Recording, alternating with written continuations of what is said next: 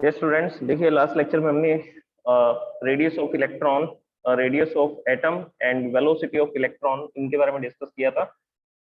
और लास्ट जो हम लोग टॉपिक डिस्कस कर रहे थे वो ये था that velocity of electron is 1/137 times the speed of light. तो ये हमने स्टडी किया था कि फर्स्ट ऑर्बिट में जो इलेक्ट्रॉन होता है वो इतनी स्पीड से रिवॉल्व करता है। अच्छा, अब हम लोग क्या करेंगे, सी इधर मल्टीप्लाई में इस तरफ शिफ्ट करेंगे तो ये डिवाइड में आ जाएगा। सो this will B v1/c, velocity of electron in the first orbit and divide by speed of light. तो ये जो होता है इसको हम लोग किससे लिखेंगे, 1/137 से लिखेंगे। और इसको मैंने आपको बताया था किस नंबर से याद रखेंगे, 7.2966 इंटू 10⁻⁻³ और ये जो आपको नंबर दिखाई दे रहा है 1/137 या v1/c का जो रेशियो है, इस रेशियो को अल्फा से लिखा जाता है। और अल्फा को क्या बोलते हैं, अल्फा को बोलते हैं फाइन स्ट्रक्चर कांस्टेंट। तो ये इंफॉर्मेशन आपको याद रखनी है, that speed of electron in the first orbit and speed of electron, speed of light, इसका जो रेशियो होता है वो रेशियो को अल्फा से लिखा जाता है और इसको फाइन स्ट्रक्चर कांस्टेंट बोलते हैं। और इसकी वैल्यू कितनी होती है, 1/137। ओके, अब हम लोग नेक्स्ट टॉपिक पे आते हैं, frequency of electron in Bohr stationery orbit. देखिए, जब एक इलेक्ट्रॉन फर्स्ट ऑर्बिट में रिवॉल्व करेगा या सेकंड ऑर्बिट में रिवॉल्व करेगा तो कितनी फ्रीक्वेंसी से रिवॉल्व करेगा, मतलब कि number of revolution per second, हर एक सेकंड में कितने रिवोल्यूशन होंगे, तो उसको डिस्कस करते हैं। ऑब्वियसली नंबर ऑफ रिवोल्यूशन जो है वो काफी बड़ा होना चाहिए, लार्ज होना चाहिए नंबर ऑफ रिवोल्यूशन। उसका रीजन ये है कि एक एटम के अंदर बहुत छोटा सा स्पेस है और इतने कम स्पेस के अंदर अगर एक इलेक्ट्रॉन रिवॉल्व कर रहा है तो वो हाई वेलोसिटी से रिवॉल्व कर रहा है, और हाई वेलोसिटी से रिवॉल्व कर रहा है तो वो एक सेकंड में काफी ज्यादा नंबर ऑफ रिवोल्यूशन कर चुका होगा। So this is called frequency, इसको फ्रीक्वेंसी बोलेंगे। The number of revolution per second is called frequency. अच्छा, फ्रीक्वेंसी को कैलकुलेट कैसे करेंगे, तो उसको कैलकुलेट करने का मैं आपको मेथड बताता हूँ। कैलकुलेट करने के लिए हम लोग ये रिलेशन का यूज करेंगे। लीनियर वेलोसिटी और एंगुलर वेलोसिटी का क्या रिलेशन होता है, v is equal to r omega. Omega is the angular frequency और you can say that angular velocity. और ओमेगा की वैल्यू क्या होती है, ओमेगा की वैल्यू होती है 2 pi nu. This is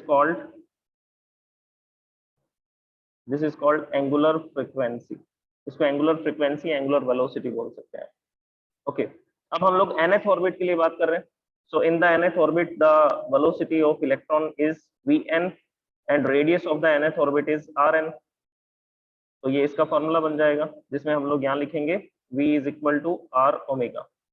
okay, अब ओमेगा की वैल्यू को पुट करते हैं, तो ये ओमेगा की वैल्यू को यहाँ पुट करेंगे तो फॉर्मूला क्या बन जाएगा, speed of electron in the nth orbit, radius of nth orbit. और ओमेगा की जगह क्या लिख सकते हैं, ओमेगा की जगह पे लिखेंगे 2 पाई न्यू। और कौन से ऑर्बिट में इलेक्ट्रॉन की फ्रीक्वेंसी बतानी है, nth ऑर्बिट में। तो पहले जनरल फॉर्मूला बनाएंगे nth ऑर्बिट के लिए। अच्छा, फ्रीक्वेंसी का फॉर्मूला क्या बनेगा, फ्रीक्वेंसी न्यू एन, इधर क्या गिवन है, यहाँ पर गिवन है velocity in the nth orbit, और ये r 2 पाई n मल्टीप्लाई में तो इस तरफ आएगा तो ये डिवाइड में आ जाएगा। सो this will B 2 pi r n। तो फ्रीक्वेंसी का ये फॉर्मूला बनेगा। अब इस फॉर्मूला के अंदर आपको वेलोसिटी की वैल्यू पुट करनी है। वेलोसिटी इन nth ऑर्बिट ये हम लोग ऑलरेडी कैलकुलेट कर चुके हैं, कल के लेक्चर में हमने ये डिस्कस किया था। क्या फॉर्मूला बनाया था, ZE² 2 epsilon not NH, ZE² 2 epsilon not NH। तो ये कल के लेक्चर में हमने ये फॉर्मूला को डिराइव किया था, velocity of electron in the nth orbit. तो ये वैल्यू इसमें पुट कर देंगे, ये वैल्यू इसमें पुट करेंगे तो देखिए फ्रीक्वेंसी का फॉर्मूला क्या बनेगा, frequency in the nth orbit will B ZE² upon 2 epsilon not NH divide by, और इसके डिवाइड में क्या है 2 पाई RN। तो ये वैल्यूज यहाँ पुट कर दी हमने। अब इसको सिंप्लीफाई करके लिख देते हैं, frequency of in the nth orbit will B ZE², और ये 2 इंटू 2 4 हो जाएगा। सो this will B 4 pi epsilon not and NH RN। और यहाँ पर ये जो है 1/4 पाई एप्सिलॉन नॉट, इसको क्या लिख सकते हैं, इसको k लिख सकते हैं। तो हम क्या करेंगे, इस इक्वेशन के अंदर 1/4 पाई एप्सिलॉन नॉट की जगह पर k पुट कर देंगे। तो ये k पुट करने पर फ्रीक्वेंसी का फॉर्मूला बन जाएगा K Z E square divide by N H R N. So this is the formula of frequency. तो ये फ्रीक्वेंसी का फॉर्मूला है। और फ्रीक्वेंसी किस पे डिपेंड करती है? तो यहाँ पे लिखेंगे frequency is directly proportionate to the atomic number. इसको हम लोग इक्वेशन फर्स्ट लिख देते हैं। तो एक तो फ्रीक्वेंसी एटॉमिक नंबर पे डिपेंड करती है, and frequency is inversely proportionate to the principal quantum number, और ये नंबर ऑफ ऑर्बिट के इनवर्सली प्रोपोर्शनेट है। अच्छा, अब अगर हम लोग हाइड्रोजन एटम के लिए बात करेंगे तो यहाँ लिखेंगे for hydrogen atom Z is equal to 1, hydrogen के लिए Z1 लिखा जाएगा, and for first orbit n is equal to 1। तो ये दोनों वैल्यूज को हम लोग इसमें पुट कर देते हैं। दोनों वैल्यूज को पुट करेंगे तो यहाँ लिखेंगे frequency of electron in the first orbit is equal to K, Z की जगह पे 1 लिखा जाएगा, और ये हो जाएगा e square divide by n. First orbit की बात कर रहे हैं तो एन के प्लेस पे भी क्या पुट कर देंगे, 1 पुट कर देंगे, और 1 पुट करते ही क्या हो जाएगा फॉर्मूला एच आर एन। और आर एन कौन से वाली रेडियस लिखेंगे, फर्स्ट ऑर्बिट की रेडियस लिखेंगे। अगर एन की वैल्यू 1 पुट की है तो सब जगह पर 1 पुट करेंगे। तो ये इसका फॉर्मूला बन गया, फर्स्ट ऑर्बिट के अंदर जो इलेक्ट्रॉन रिवॉल्व कर रहा है उसकी फ्रीक्वेंसी। अच्छा, अब फ्रीक्वेंसी कैलकुलेट करते हैं। फ्रीक्वेंसी कैलकुलेट करने के लिए हम इन कॉन्स्टेंट्स की वैल्यू पुट करेंगे। के की जगह पे लिखेंगे 9 into 10 to the power 9, E की वैल्यू होती है 1.6 into 10 to the power -19, and whole square divide by H, H की वैल्यू होती है 6.62 into 10 to the power -34, and the radius of electron in the first orbit. First orbit में जो radius होती है वो होती है 0.529 एंगस्ट्रॉम। एंगस्ट्रॉम को क्या लिखते हैं, 10 टू द पावर -10 मीटर लिखा जाता है। तो ये हमने वैल्यू पुट कर दी R1 की। ओके, तो फ्रीक्वेंसी कितनी आएगी? So frequency in the first orbit will be, इसको सॉल्व करेंगे तो आंसर आएगा 6.57 into 10 to the power 15 hertz. मैंने आपको स्टार्टिंग में ही बोला था फ्रीक्वेंसी काफी ज्यादा होगी, क्योंकि एक हाइड्रोजन एटम के अंदर जो हाइड्रोजन एटम का साइज है वो बहुत छोटा है। तो इलेक्ट्रॉन के लिए एक छोटी सी ऑर्बिट के अंदर रिवॉल्व करना, और हाई वेलोसिटी से रिवॉल्व कर रहे हैं, तो फ्रीक्वेंसी ऑब्वियसली कैसा होना चाहिए, हायर फ्रीक्वेंसी होनी चाहिए। तो एक सेकंड में ये इतने रिवोल्यूशन कर देते हैं। फर्स्ट ऑर्बिट के अंदर जो इलेक्ट्रॉन होगा हाइड्रोजन एटम में, वो एक सेकंड में 6.57 into 10 to the power 15, 10 to the power 15 revolution कर चुका होगा। So this is the formula of frequency. तो फर्स्ट ऑर्बिट के अंदर ये फॉर्मूला। सेकंड ऑर्बिट के लिए अगर आपको फॉर्मूला बनाना है तो क्या चेंजेस करने हैं? सेकंड ऑर्बिट के लिए n की वैल्यू 2 पुट करेंगे, और यहां पर भी क्या लिखा जाएगा, radius of the second orbit. तो n की वैल्यू भी 2 पुट करेंगे, और Rn जो है उसकी वैल्यू भी R2 लिखी जाएगी, सेकंड ऑर्बिट की रेडियस लिखी जाएगी। तो ये वैल्यूज पुट करके सेकंड ऑर्बिट की भी फ्रीक्वेंसी कैलकुलेट कर सकते हैं। बस आप जनरल फॉर्मूला याद रखिए, this is the general formula. अब इसमें हाइड्रोजन के लिए तो Z की वैल्यू 1 पुट करनी है, फर्स्ट ऑर्बिट है तो n की वैल्यू 1 पुट करनी है, सेकंड ऑर्बिट है तो 2, थर्ड ऑर्बिट है तो 3। तो इस तरह से हम फ्रीक्वेंसी कैलकुलेट कर सकते हैं। ये जनरल से कैलकुलेशन है, ज्यादा मुश्किल नहीं है। यहाँ से स्टार्ट करनी है कैलकुलेशन। कौन से रिलेशन से? लीनियर वेलोसिटी और एंगुलर वेलोसिटी का जो रिलेशन होता है v is equal to r omega. फिर ओमेगा की वैल्यू पुट कर देंगे 2 पाई न्यू, और इसको अरेंज करके फ्रीक्वेंसी का फॉर्मूला बनाएंगे, और इसमें वेलोसिटी की वैल्यू पुट कर देंगे। वेलोसिटी की वैल्यू पुट करते ही जो फॉर्मूला बनेगा वो फ्रीक्वेंसी का फॉर्मूला होगा। So now we will discuss about the kinetic energy of electron. Next calculation करते हैं। The next calculation is kinetic energy of electron in Bohr's stationary orbits.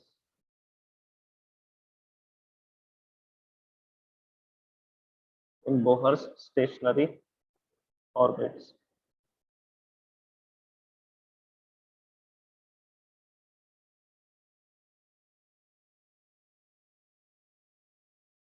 देखिए, काइनेटिक एनर्जी कैलकुलेट करने के लिए फॉर्मूला होता है half M B square. nth orbit की energy बतानी है तो के एन लिख देंगे इसको, और फॉर्मूला लगाएंगे हाफ एम बी स्क्वायर। और वेलोसिटी भी कौन सी लिखेंगे, nth ऑर्बिट की वेलोसिटी लिखेंगे। और यहाँ पर आपको किसकी वैल्यू पुट करनी है, वी एन की वैल्यू पुट करनी है। अभी लिखी थी मैंने वी एन की वैल्यू, वेलोसिटी की वैल्यू क्या थी, Z E square upon 2 epsilon not an H. This is the value of velocity. तो ये वैल्यू इसमें पुट करते हैं। Z E square upon 2 epsilon not NH। Put this value in this equation, इस equation में put करेंगे तो kinetic energy का फॉर्मूला बनेगा half m, value of velocity is Z E square upon 2 epsilon not NH, और इसका क्या करना है, होल स्क्वायर करना है। अब इसको सॉल्व करके लिखेंगे, then this will be half m Z square E to the power 4, 2 square हो जाएगा 4 and epsilon nought square n square h square.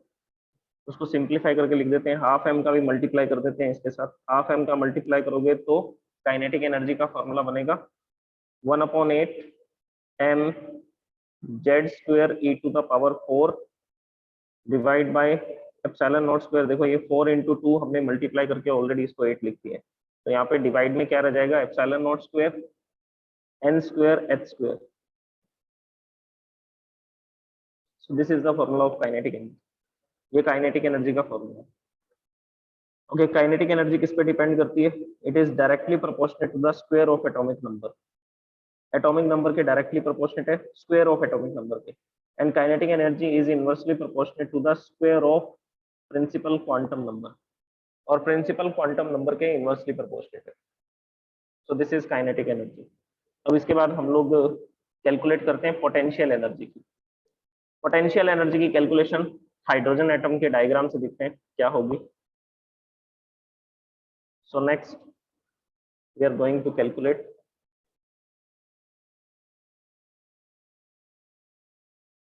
potential energy of electron in Bohr's stationary orbits.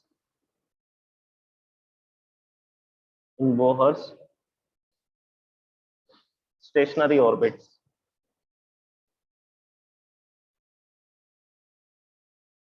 देखिए potential energy की calculation हम लोग करते हैं इस diagram से। ये न्यूक्लियस है, किसी भी एटम के न्यूक्लियस में जितना भी चार्ज होगा उस चार्ज को जेड से लिखा जाएगा, और इसके फर्स्ट ऑर्बिट के अंदर एक इलेक्ट्रॉन रिवॉल्व कर रहा है। तो फर्स्ट ऑर्बिट में जो इलेक्ट्रॉन रिवॉल्व कर रहा है, इन दोनों के बीच में कितनी पोटेंशियल एनर्जी होगी। सो this is the system and this is the negative charge particle. तो पोटेंशियल एनर्जी के फॉर्मूला में हम लोग क्या करेंगे, जो पॉजिटिव चार्ज है उसको पॉजिटिव लिखेंगे, जो नेगेटिव चार्ज है उसको नेगेटिव लिखेंगे। इसका कारण ये है क्योंकि हम ये जानना चाहते हैं कि potential energy is due to the electrostatic repulsion force और इलेक्ट्रोस्टैटिक अट्रैक्शन फोर्स, और यहाँ पर अट्रैक्शन फोर्स की एनर्जी आएगी। ऐसा क्यों, क्योंकि पॉजिटिव चार्ज नेगेटिव चार्ज को अट्रैक्ट कर रहा है, इसी की वजह से तो ये इलेक्ट्रॉन इस ऑर्बिट के अंदर फंस जाता है और रिवॉल्व करना स्टार्ट कर देते हैं। So here we will apply the formula of potential energy. Potential energy का फॉर्मूला क्या होता है, पोटेंशियल एनर्जी का फॉर्मूला होता है 1/4πε0 Q1 Q2 अपॉन R। तो यहाँ पर Q1 क्या है, तो इस फॉर्मूला को अप्लाई करेंगे, potential energy in the nth orbit, and this will be 1/4πε0 Q1 first charge is ZE, second charge is -e and the distance between the charges is Rn। अगर वो इलेक्ट्रॉन nth ऑर्बिट के अंदर है तो यहाँ पर distance कितनी लिखी जाएगी, न्यूक्लियस और इलेक्ट्रॉन के बीच में Rn। अगर फर्स्ट ऑर्बिट में इलेक्ट्रॉन है तो R1 लिख देंगे, सेकेंड ऑर्बिट में इलेक्ट्रॉन है तो R2 लिख देंगे डिवाइड में। तो nth ऑर्बिट का अगर इलेक्ट्रॉन है तो उसकी एनर्जी को किससे लिखा जाएगा, UN से लिखा जाएगा, और रेडियस क्या लिखी जाएगी, Rnth। ओके, वैल्यूज पुट करते हैं, इसको सिंप्लीफाई भी करते हैं साथ साथ। UN is equal to Z E into E, Z E square हो जाएगा, और माइनस को आगे लिख देते हैं -1/4πε0 and this is Z E square and we are putting the value of radius. Radius की वैल्यू जो हमने सबसे फर्स्ट कैलकुलेशन की थी, Rn की वैल्यू कैलकुलेट की थी, तो वो Rn की वैल्यू देखिए क्या होगी, n square h square ε0 divide by im Z E square. This is the value of radius in the nth orbit, ये nth ऑर्बिट की रेडियस की वैल्यू। सबसे पहली कैलकुलेशन यही की थी हमने, radius of the hydrogen atom. तो ये वैल्यू इसमें पुट करते हैं और इस वैल्यू को पुट करके इसको सॉल्व करते हैं पोटेंशियल एनर्जी को। तो देखिए वैल्यू पुट करने पर डिवाइड में आएगा n square h square ε0 πm Z ई स्क्वायर। अब रेसिप्रोकल करते हैं, रेसिप्रोकल करेंगे तो ये हो जाएगा 1/4 pi epsilon naught. 1/4 pi epsilon naught को के लिख सकते हैं, लेकिन उसको लिखेंगे नहीं हम, इसमें जो जो क्वांटिटीज कैंसिल हो रही है उनको कैंसिल कर देंगे। तो एक बार मैं इसको एज इट इज लिखता हूँ 1/4 पाई एप्सिलॉन नॉट, और यहाँ पे लिखेंगे ZE²। जो क्वांटिटी डिवाइड में उसको डिवाइड में लिखेंगे n² h² एप्सिलॉन नॉट, और ये पाई m ZE², ये आ जाएगा अपस्टेयर में रेसिप्रोकल होकर के। अब जो क्वांटिटी कैंसिल हो रही है उसको कैंसिल कर देते हैं, पाई से पाई कैंसिल हो जाएगा, बाकी सब क्वांटिटीज को आप ऐसा ही लिख देंगे। So potential energy will be -1/4। ये ZE² है, ये ZE² है, तो क्या हो जाएगा Z², sorry Z into Z, this will B Z² and e⁴। और यहाँ पे इसके मल्टीप्लाई में क्या है, m है, तो यहाँ पर लिख देंगे m Z² e⁴, and divide by देखिए कौन कौन सी क्वांटिटी है डिवाइड में, epsilon nought square n² h²। so this is the formula of electrostatic potential energy between the nucleus and the electron। Epsilon nought square हो जाएगा, ये रहा epsilon not और ये दूसरा epsilon not, epsilon not into epsilon nought square लिखेंगे divide में। अब देखिए फॉर्मूला सेम आ रहा है, जो पोटेंशियल एनर्जी और काइनेटिक एनर्जी है उनके फॉर्मूलाज के अंदर ये जो कांस्टेंट क्वांटिटीज हैं ये सेम है, बस उसके फॉर्मूला में 1/8 आ रहा है और यहाँ पर आ रहा है -1/4। बाकी सारी क्वांटिटी सेम है, mz² e⁴ epsilon nought square n² h²। देखिए यहाँ लिखा हुआ ये formula kinetic energy and this is the formula of potential energy. अब इसमें क्या करना है, टोटल एनर्जी कैलकुलेट करनी है। तो टोटल एनर्जी को कैलकुलेट करने के लिए हम लोग क्या करेंगे, इन दोनों एनर्जीज को ऐड कर देंगे। दोनों एनर्जीज को जैसे ही आप ऐड करोगे तो देखिए क्या फॉर्मूला बनेगा। So now we will calculate about the total energy of electron in Bohr's stationary orbits। So this is the next calculation। अब ये टोटल एनर्जी के बेस पर ही तो हम स्पेक्ट्रम को अंडरस्टैंड करेंगे। नेक्स्ट टॉपिक फिर से क्या आएगा, हाइड्रोजन स्पेक्ट्रम। तो देखिए टोटल एनर्जी का फॉर्मूला कैसे बनाएंगे। टोटल एनर्जी का फॉर्मूला बनाने के लिए हम यहाँ लिखेंगे energy in the nth orbit and kinetic energy in the nth orbit, potential energy in the nth orbit. दोनों की वैल्यूज पुट कर देंगे, दोनों की वैल्यूज को पुट करोगे तो नेक्स्ट स्टेटमेंट देखिए क्या हो जाएगी, this will B kinetic energy. Kinetic energy की वैल्यू थी 1/8 m Z² e⁴ divide by epsilon nought square n² h²। और पोटेंशियल एनर्जी नेगेटिव थी, नेगेटिव पोटेंशियल एनर्जी ये बताती है कि जो इलेक्ट्रॉन है वो न्यूक्लियस के साथ बाउंड है और वो उसी फिक्स ऑर्बिट के अंदर रिवॉल्व करता रहेगा, epsilon nought square n² h²। तो ये जो क्वांटिटीज आ रही है कांस्टेंट, ये सारी की सारी क्वांटिटीज सेम है, तो इनको हम लोग कॉमन लिख देते हैं। कॉमन लिखेंगे तो ये आएगा mz² e⁴ divide by epsilon nought square n² h²। यहाँ आएगा 1/8 -1/4। 1/8 -1/4 करोगे so this will B -1/8 m Z² e⁴ divide by epsilon nought square n² h²। और 1/8 -1/4 इसको क्या लिखेंगे, -1/8। एलसीएम लेकर के सॉल्व करोगे तो ये आएगा। ओके अब हम इसको अरेंज करके इसका फाइनल फॉर्मूला लिख देते हैं, -1/8 mz² e⁴ divide by epsilon nought square n² h²। इसका मतलब इलेक्ट्रॉन के पास नेगेटिव एनर्जी होती है, टोटल एनर्जी भी नेगेटिव आ रही है, टोटल एनर्जी भी नेगेटिव आ रही है, तो क्लियरली ये क्या बता रहा है, क्लियरली ये इंडिकेट कर रहा है that electron is bound to the nucleus. जो इलेक्ट्रॉन है वो न्यूक्लियस से क्या है, वो न्यूक्लियस से बाउंड है। ओके अब इसमें जो एनर्जी है इलेक्ट्रॉन की वो किस किस पे डिपेंड करती है, वो दो क्वांटिटीज पे डिपेंड करेगी। सबसे पहले energy of electron in the nth orbit is directly proportionate to the square of atomic number and inversely proportionate to the square of principal quantum number. तो इन दो क्वांटिटीज पे ये डिपेंड करती है। अब हम फिर से नेक्स्ट कैलकुलेशन लिखते हैं। नेक्स्ट कैलकुलेशन में हम लिखेंगे फॉर हाइड्रोजन एटम। अब हाइड्रोजन एटम की बात कर रहे हैं तो Z की वैल्यू 1 प्लेस करेंगे, Z की वैल्यू 1 पुट कर देंगे इस फॉर्मूला के अंदर।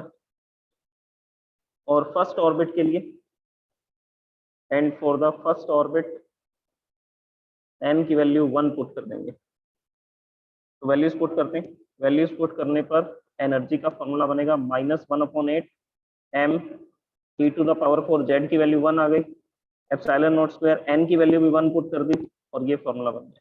सो this is the formula for hydrogen atom when electron is revolving around, when electron is revolving in the first orbit.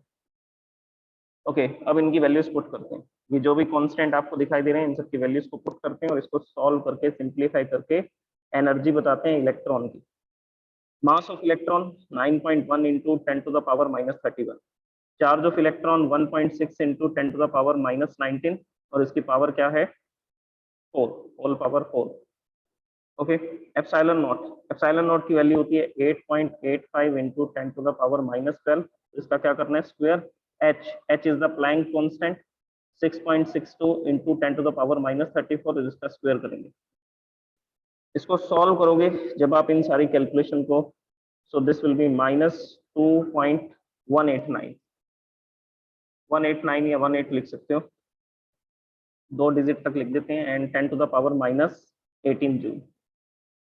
So this is the energy of electron in the first orbit. तो ये first orbit के अंदर जो electron revolve कर रहा है ये उसकी एनर्जी। तो हम इसको किससे लिख देंगे, हम इसको En ना लिख करके क्या लिख देंगे, फर्स्ट ऑर्बिट के लिए कैलकुलेट कर रहे हैं, यहाँ लिखेंगे energy of electron in the first orbit, ये फर्स्ट ऑर्बिट की एनर्जी। अच्छा, हमने कॉन्स्टेंट्स को सॉल्व किया था, तो ये जो भी कॉन्स्टेंट थे यहाँ पर इन सबको सॉल्व कर लिया। अब यहाँ से हम लोग एक जनरल फॉर्मूला बनाते हैं। हमने m की वैल्यू पुट की, z की वैल्यू पुट की, e की वैल्यू एप्सिलॉन नॉट की और h स्क्वायर की। तो ये सारी वैल्यूज को पुट करके और 1/8 ये था, इन सबको सॉल्व करके आंसर निकाल लिया 2.18 into 10 to the power -18 joule. अब ये जो भी कांस्टेंट है, इन कांस्टेंट की वैल्यू हमने फाइंड की है।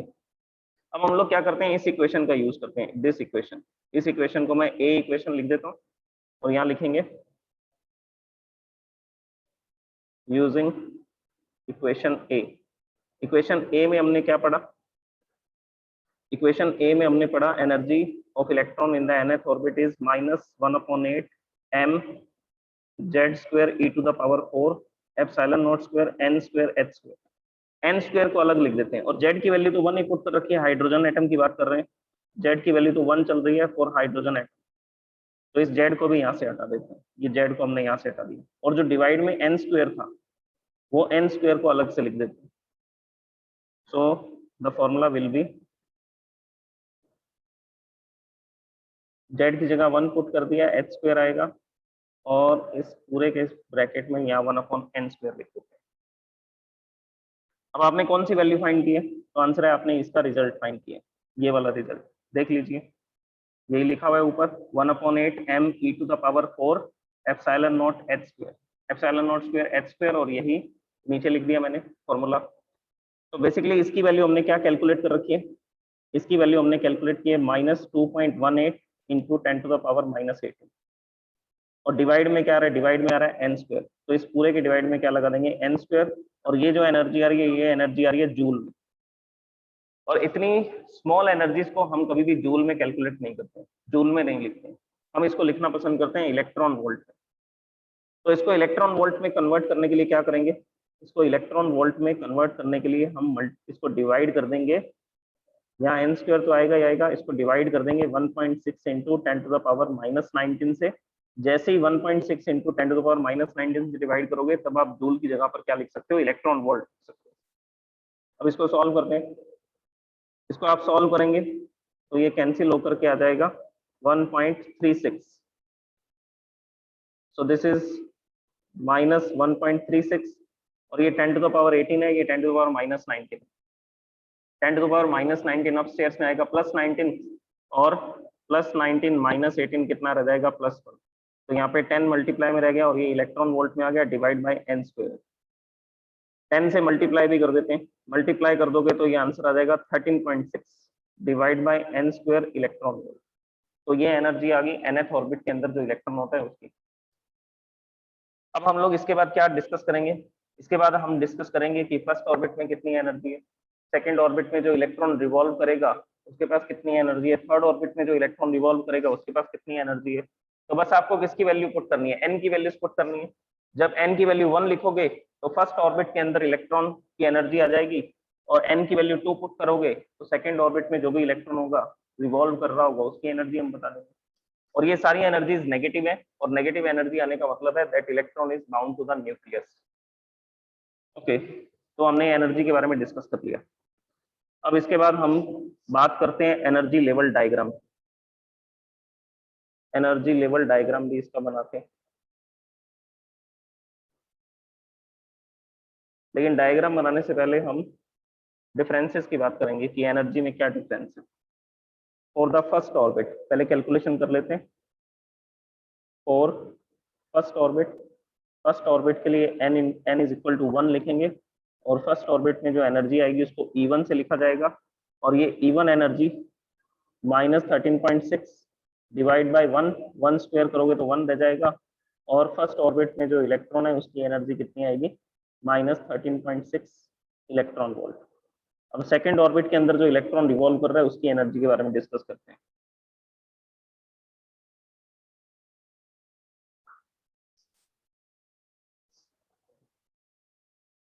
और second orbit n is equal to 2, E2 is equal to -13.6 divide by n square, 2 square करेंगे, 2 स्क्वायर कितना आ जाएगा -13.6 डिवाइड बाय 4, डिवाइड बाय 4 करोगे तो ये एग्जैक्टली कैंसिल होगा 3.4 पे। So the energy of the electron which is revolving in the second orbit is -3.40 electron volt. ये energy आ रही है सेकंड ऑर्बिट की, ये सेकंड ऑर्बिट के अंदर इलेक्ट्रॉन की energy. For the third orbit, इससे हमें ये भी पता लगेगा कि कौन सी फ्रीक्वेंसी की लाइट को ये रेडिएट करेगा। जब इलेक्ट्रॉन सेकंड से फर्स्ट में आएगा, थर्ड से फर्स्ट में आएगा, या फोर्थ से फर्स्ट में आएगा, तो किस तरह का इलेक्ट्रोमैग्नेटिक वेव का रेडिएशन करेगा। एनर्जी से ही तो कैलकुलेशन करेंगे, हमारे पास फॉर्मूला होता है E is equal to H nu. Energy आपको पता लगी कि एक इलेक्ट्रॉन जब सेकंड से फर्स्ट में आता है तो कितनी एनर्जी रेडिएट करेगा। एच कांस्टेंट है, और किसकी वैल्यू कैलकुलेट कर सकते हैं, फ्रीक्वेंसी की वैल्यू कैलकुलेट कर सकते हैं। और फ्रीक्वेंसी आपको जैसी पता लगेगी उस फ्रीक्वेंसी से फिर हम ये बता सकते हैं कि ये कौन से रीजन की इलेक्ट्रोमैग्नेटिक वेव है, अल्ट्रा वायलेट है या रेड कलर की है या इंफ्रा रेड है। तो इसी एनर्जी के कैलकुलेशन से ही समझ में आएगा कि किस तरह का रेडिएशन ये करेगा जब इलेक्ट्रॉन जंप करेगा between different orbits. n is equal to 3, n की वैल्यू 3 पुट करोगे, so this will be -13.6 divide by 9, 3 square करोगे और 3 स्क्वायर कितना हो जाएगा 9 हो जाएगा, 13.6 divide by 9 electron volt. So the energy of electron in the third orbit -1.51, 9 से डिवाइड करने पर यह आएगा 1.51 electron volt. Next for fourth orbit के लिए n की वैल्यू 4 पुट करेंगे, और n की वैल्यू 4 पुट करते ही हम लोग लिखेंगे E4 is equal to -13.6 divide by 4 square electron volt. इसको सॉल्व करेंगे, और इसको सॉल्व करके जो एनर्जी आएगी वो आएगी -0.5 electron volt. For fifth orbit n is equal to 5, E5 is equal to -13.6 divide by 5 square electron volt, और इसको सॉल्व करोगे तो ये आएगा -0.54 इलेक्ट्रॉन वोल्ट। तो फिफ्थ ऑर्बिट में जो इलेक्ट्रॉन रिवॉल्व कर रहा है उसकी ये एनर्जी।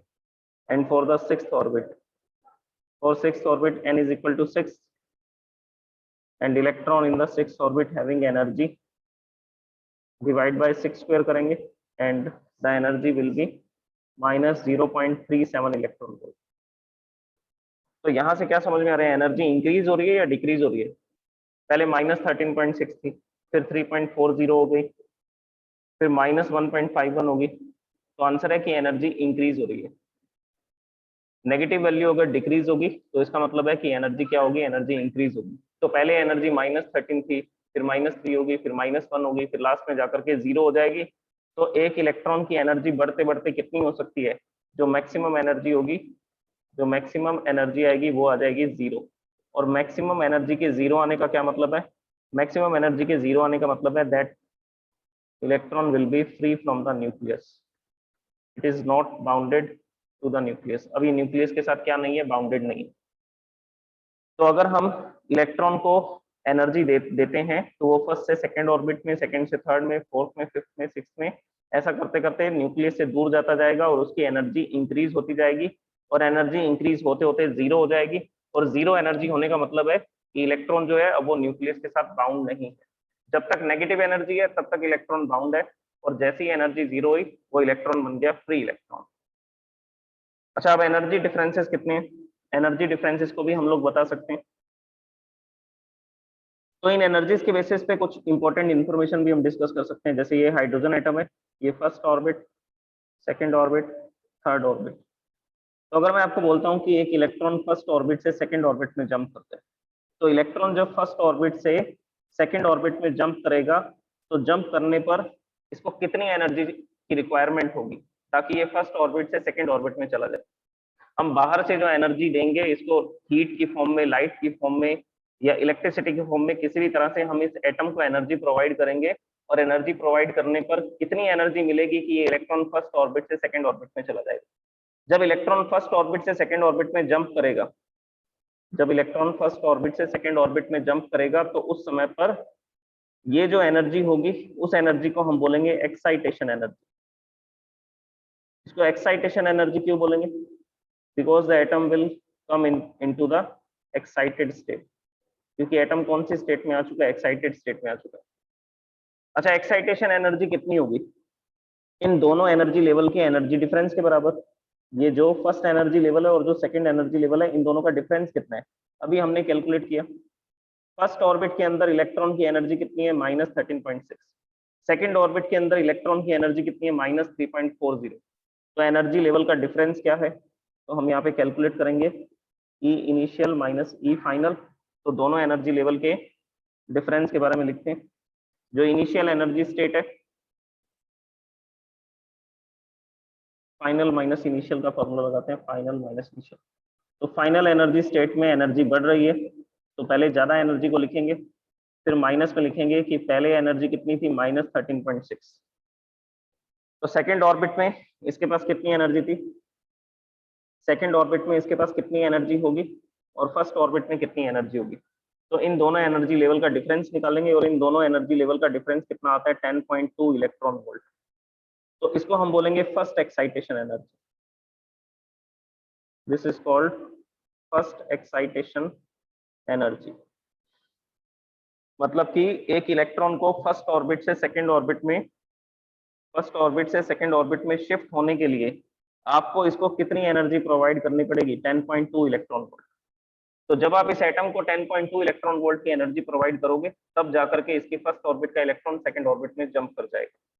इसी तरह से अगर कोई इलेक्ट्रॉन सेकंड ऑर्बिट में पड़ा है और उसको हम थर्ड ऑर्बिट में भेजना चाहते हैं, इसको और एक्साइटेड स्टेट में ले जाना चाहते हैं, नेक्स्ट एक्साइटेड स्टेट में इसको ले जाना चाहते हैं, तो बेसिकली तो इलेक्ट्रॉन को सेकंड से थर्ड ऑर्बिट में जंप करवाना है।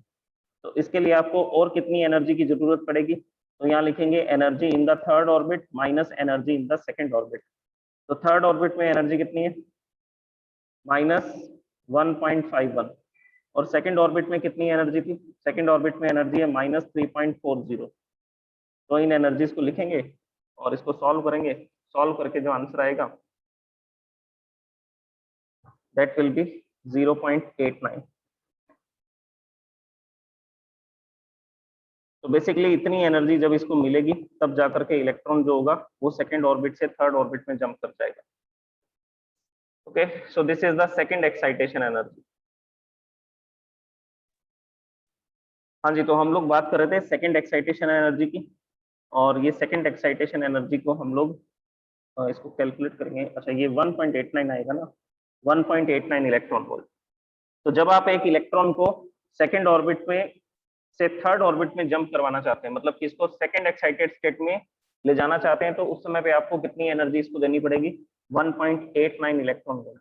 तो जब इलेक्ट्रॉन को इतनी एनर्जी मिल जाएगी तब वो सेकंड से थर्ड ऑर्बिट में चला जाएगा। और कौन सी एक्साइटेड स्टेट होगी? And this is the